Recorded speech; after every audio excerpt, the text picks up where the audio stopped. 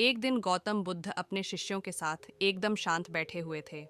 उन्हें इस प्रकार बैठे हुए देख शिष्य चिंतित हुए कि कहीं वह अस्वस्थ तो नहीं है। एक शिष्य ने उनसे पूछा कि आज वह मौन क्यों बैठे हैं, क्या शिष्यों से कोई गलती हो गई है। इसी बीच एक अन्य शिष्य ने पूछा कि क्या वह अस्वस्थ हैं, पर बुद्ध मौन रहे।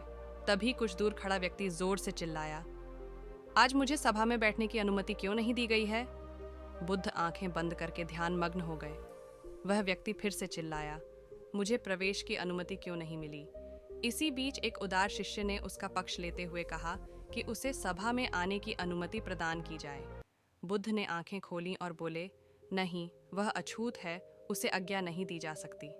यह सुनकर शिष्यों को बड़ा आश्चर्य हुआ।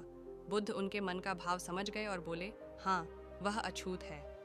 इस पर कई शिष्य बोले, हमारे आश्रम में जात पात का कोई भेद ही नहीं, फिर वह अछूत कैसे हो गया। तब बुद्ध ने समझाया, आज वह क्रोधित होकर आया है। क्रोध से जीवन की एकाग्रता भंग होती है। क्रोधी व्यक्ति प्राय मानसिक हिंसा कर बैठता है, इसलिए जब तक वह क्रोध में रहता है तब तक अछूत होता है। इसलिए उसे कुछ समय एकांत में खड़े रहना चाहिए। क्रोधित शिष्य भी बुद्ध की बातें सुन रहा था। पश्चाताप की अग्नि में तप कर वह समझ चुका था कि अहिंसा ही मनुष्य का महान कर्तव्य व परम धर्म है। वह बुद्ध के चरणों में गिर पड़ा और कभी क्रोध न करने का प्रण लिया।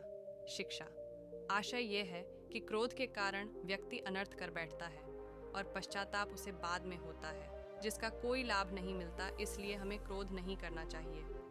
असल मायने में क्रोधित व्यक्ति अछूत हो जाता है और उसे अकेला छोड़ देना चाहिए।